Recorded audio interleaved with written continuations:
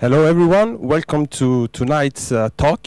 My name is Pietro Mattei, I'm a senior tech recruiter at Neo4j, and today we will have David Fox, who will have an interesting talk called The Challenge of Shifting Left.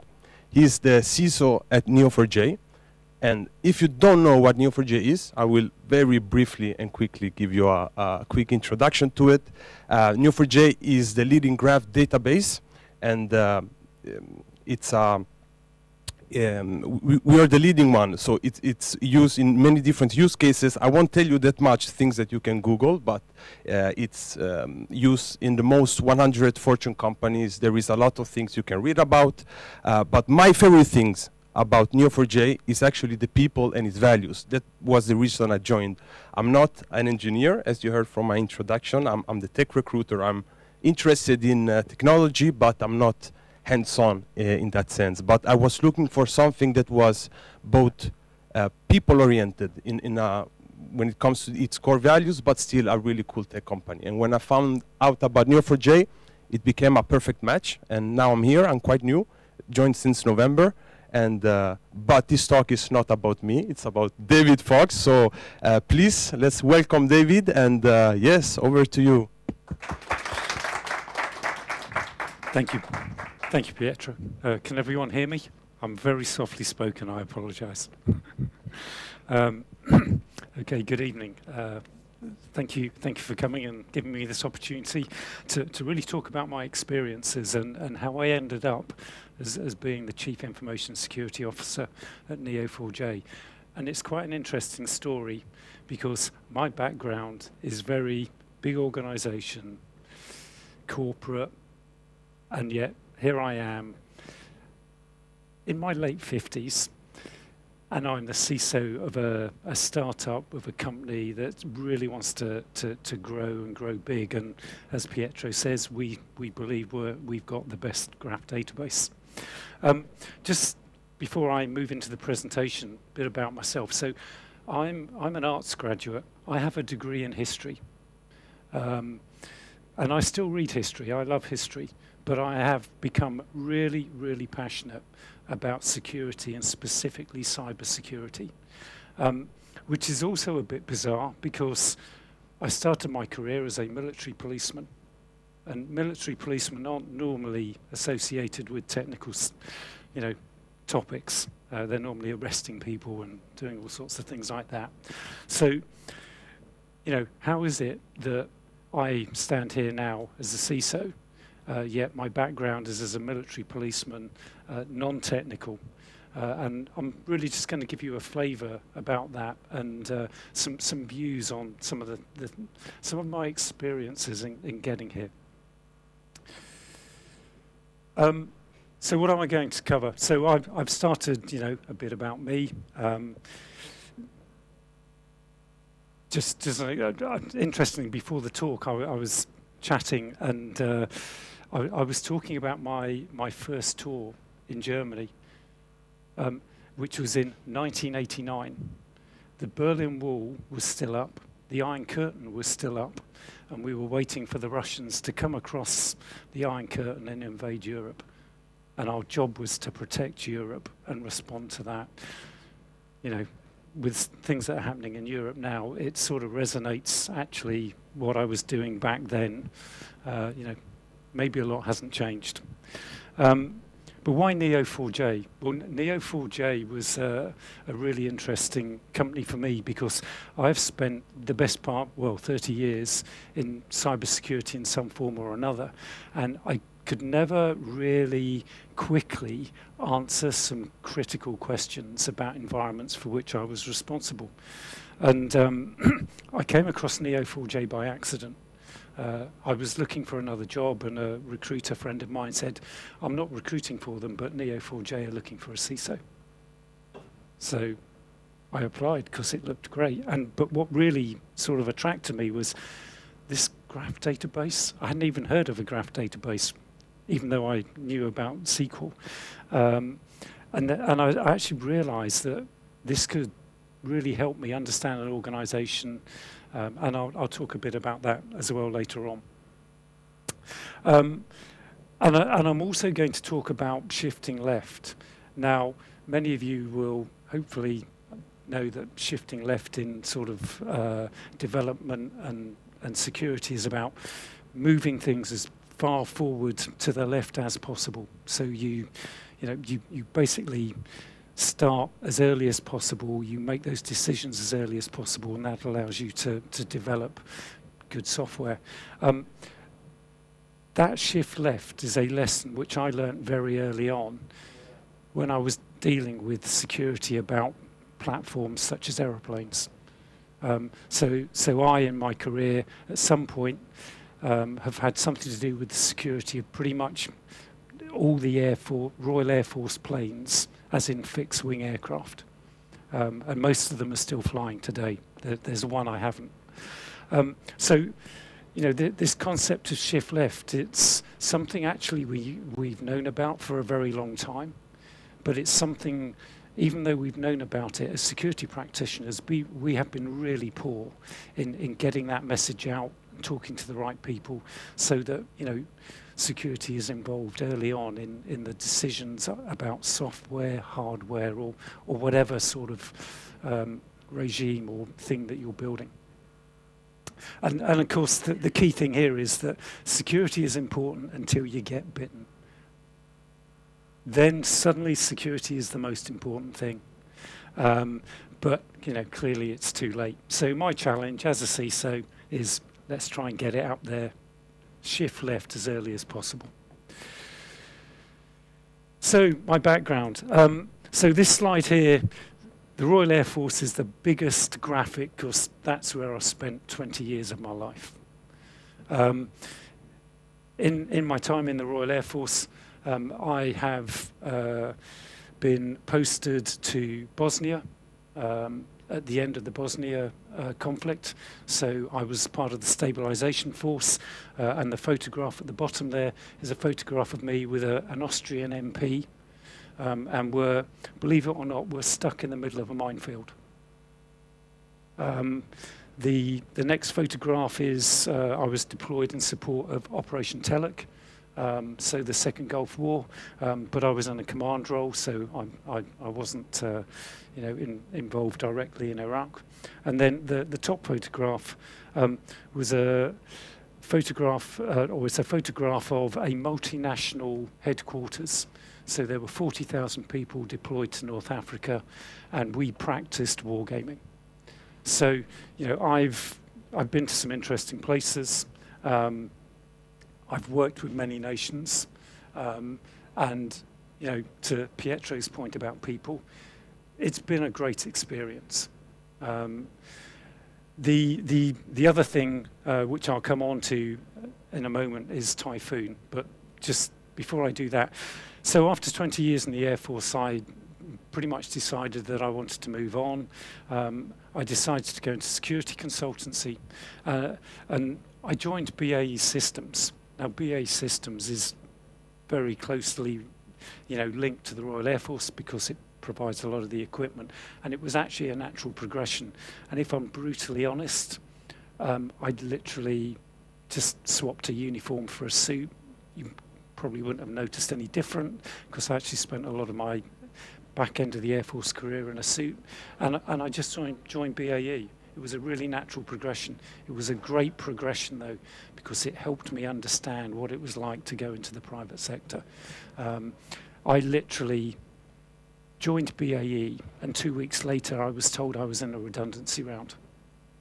For 20 years, I had never been under threat of redundancy.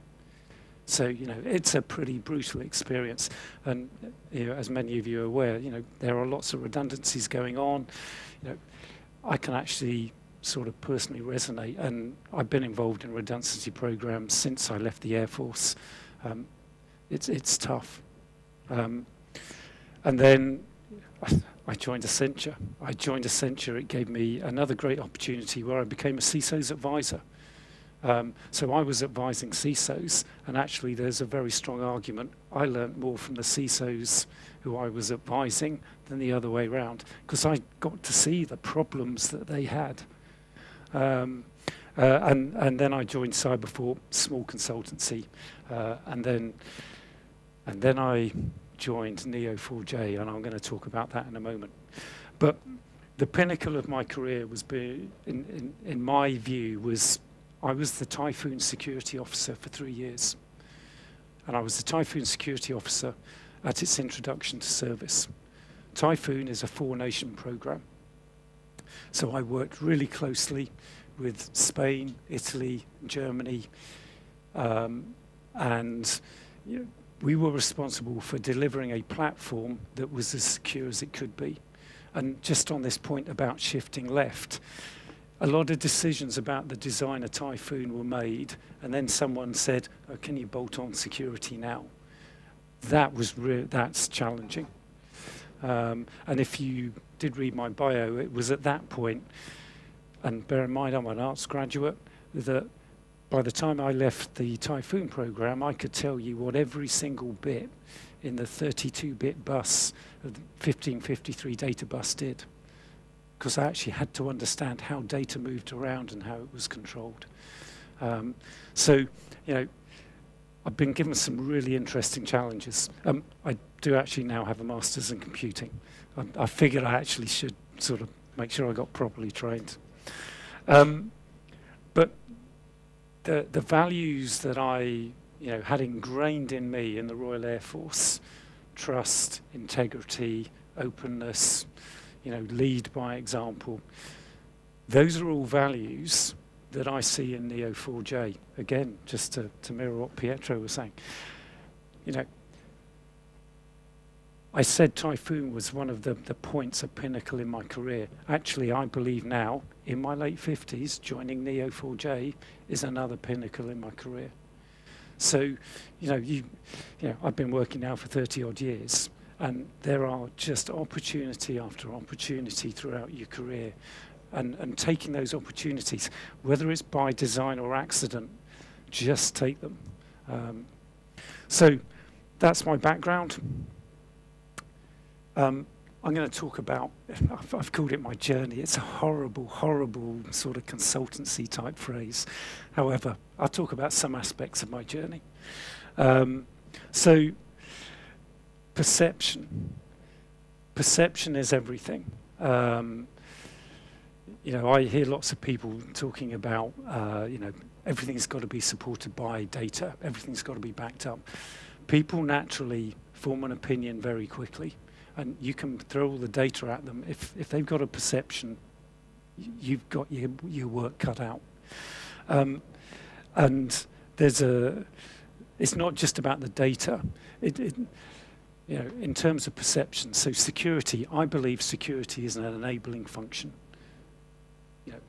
The whole concept of security is that it gives you the freedom of action in whatever context you're working in, whether it's being in a military or whether it's a commercial organization. It gives you the freedom of action to do what you want to do so that you are successful. That is what security is about in my mind. But many people perceive security as a blocker, because they go and ask a security person and they say, can I use this VPN? And the security person just turns around and says, no. And they don't necessarily give a particularly good reason, and it just reinforces this perception that security is blocking. It's not. Security has to work, it has to enable, and that's something which I am really passionate about. And just one other thing on perception. So a couple of years ago, I applied for a job with another software company. And during the interview, I was chatting to this very nice guy. And he sort of, during the interview, turned around and he said, I think you're a bit old for this. So I was in my early 50s at that point. And he said, we're a really young company, and well, you're in your 50s, you're just a bit old and doddery. So, which I was actually quite shocked at, because if you say that in the UK, you're actually breaching UK employment law. You cannot discriminate on age, and I suspect that's the same everywhere. Suffice to say, I didn't join that company. And just a point on that, actually, I wouldn't have wanted to join that company if they thought like that. You know, why would you? But Emil, completely different experience. So I went through a number of interviews, and I had my final interview with Emil. And I suggested to Emil at the beginning of the interview that, well, my background, I'm military, I've been in, you know, big industry, it's all defense related. I'm quite frankly surprised I'm in front of you, Emil. And Emil just sort of laughed and then just said, are you trying to talk yourself out of a job? And then he went on to say, well, look, the reason you're in front of me is because of this, this, and this. So, you know, Emil and Neo4j, they understand that everyone can contribute to the successful delivery of what we're doing, which is graph databases. It's also about trust. I don't know if you've ever come across this, but I've worked with a lot of security teams, and security teams tend to end up in a mentality that they're surrounded and they're all going to be massacred because no one will do what they ask. And they just feel like they're throwing stones at walls and nothing's going to happen. So security teams get this siege mentality. And it's something which really, really sort of almost irritates me because, okay, look, people, they don't always like the advice they get from security. You don't. I mean, my wife, it took me 2 years to persuade her to put two-factor authentication on our financial internet activities. I've done it, but it took a long time. You know, now she said, "Well, you're being paranoid." Yeah, well, I'm not. But you know, security, it's one influence, and one of the things that I try to impress upon my security teams is, whatever I ask for in security, I am in competition with all the other business areas. You know, there's a finite pot of money for every business. There are certain priorities, and sometimes, quite frankly, security gets trumped.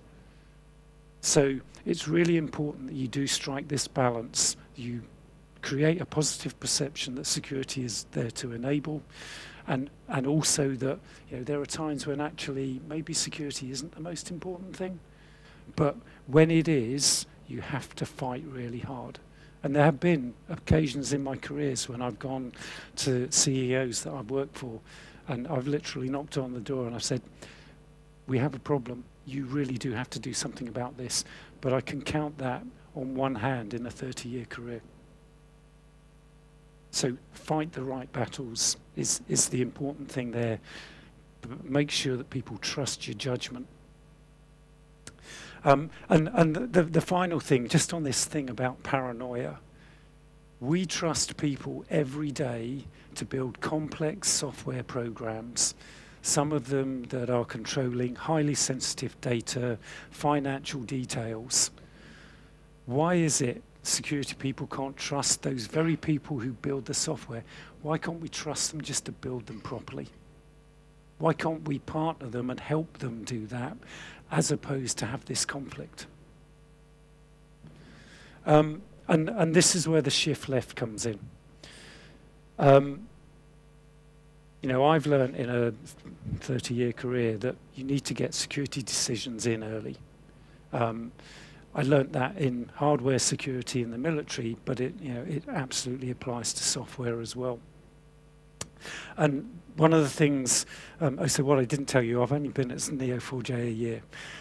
So last year, I came in and I sort of came up with a strategy. And one of the things that I felt really passionate about was we've got to give our developers and engineers the right tool set so that they can, you know, develop secure code or develop code in a secure way. And some of them probably won't have had any security training until they perhaps did either studied a course or even in university. So in Neo4j, we've developed this concept of a cyber academy. The idea with that Cyber Academy is that every single developer will, within 2 years, so we're halfway through this, every single developer will have been through our Cyber Academy and had a base level amount of training to essentially update them and give them things to think about in terms of security. And we brought in a specialist last year. We're making that set of presentations available for our developers to look at in their own time this year. And we're also now going to bring in a training platform which we're going to make available so that there's this continuous access to the most up-to-date training to help people develop secure code. But also, as part of Cyber Academy, what we also did is we introduced a concept called security prompt. Now, every time one of our engineers is asked to do something and develop a piece of code, he gets a ticket. And last year, on that ticket, the very first question that they're asked after they've read what the task is what you're doing security relevant? Now, we're empowering our developers to make a decision at that point.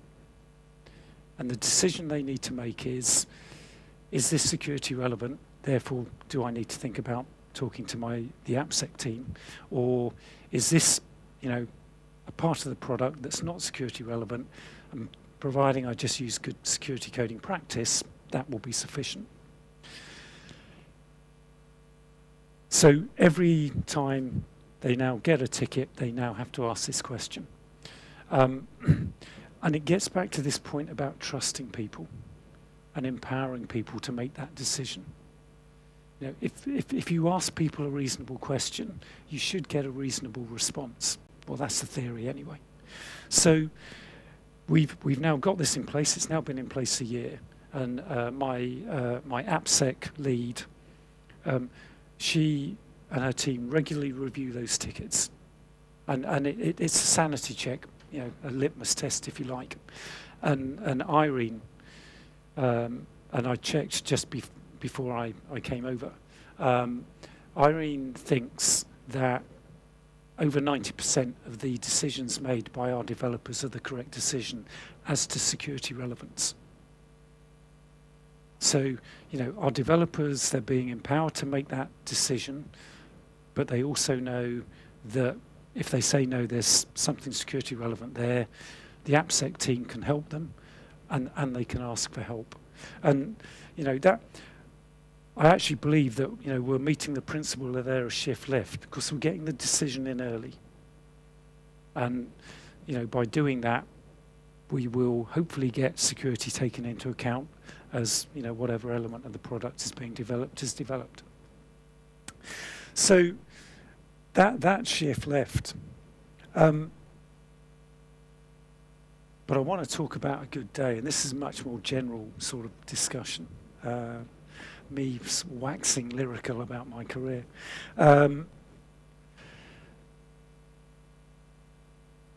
Only very recently, I was talking about risk with my team. And I said, I want you to think about the top 3 risks in your area. And one of the responses I got was, well, I can think of 200 risks.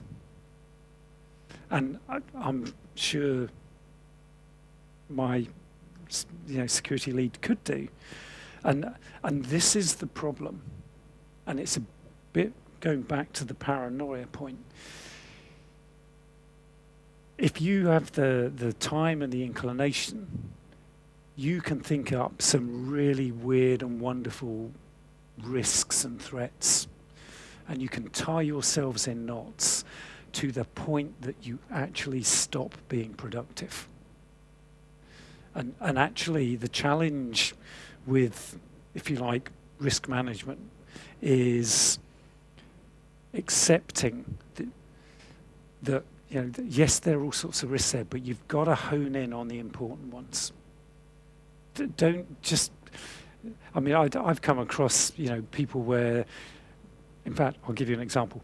I once took over a risk register. It had, I think it was certainly over 500 risks on it.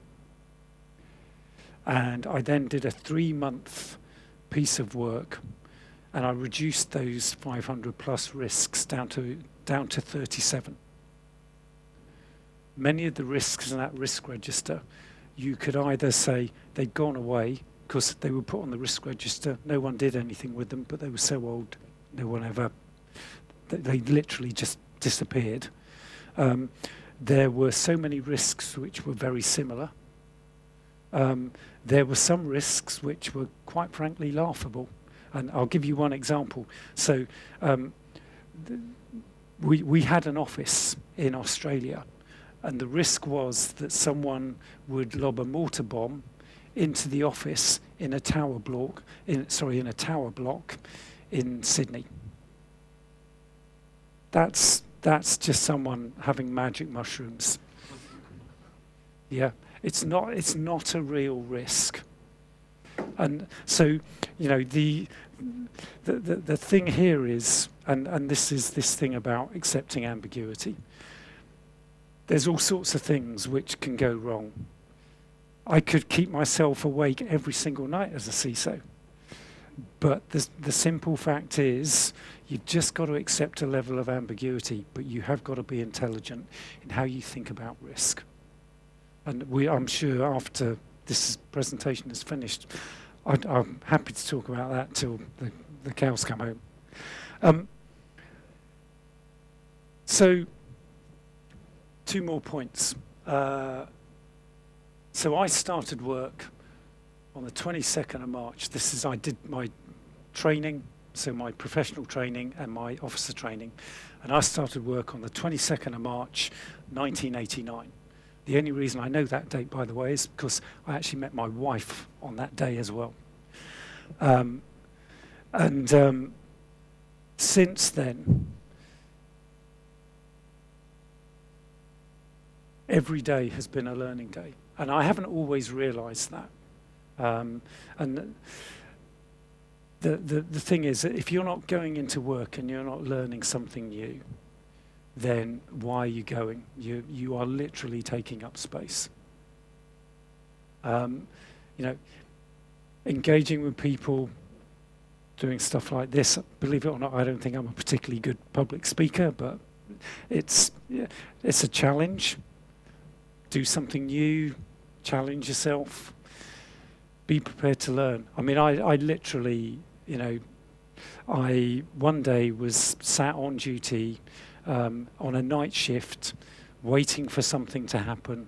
It was incredibly boring, and I just thought, there's got to be more to life than being a military policeman. Sat waiting for something to happen, and I got interested in computing, and then I did a master's degree in computing, and then I have literally learned various aspects of computing, all related to security. But it's been a continuous learning, and now I'm, you know, learning about our graph database. It's something new, it's something different. Not sure I'll be able to master it as well as some of the people I work with, but hey ho. And really, just one final point. And this is about work in general, but specifically with security in mind. I don't believe that people come into work to deliberately subvert security. I do think people come into work and will work around security if it is not that enabling function. And, you know, security is not about the technology that you deploy to secure an environment. Security is about the people who use that technology. They've got to have faith in it. It's got to allow them to do their jobs with the right level of freedom, but also protect them as well. And for me, that is, if you like, the real challenge of being a CISO, having an interesting life, and you know, just quite frankly enjoying what I do.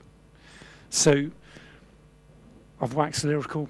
I'm 2 minutes short of the time. I'm happy to take questions. So you know, if you've any question, please fire away.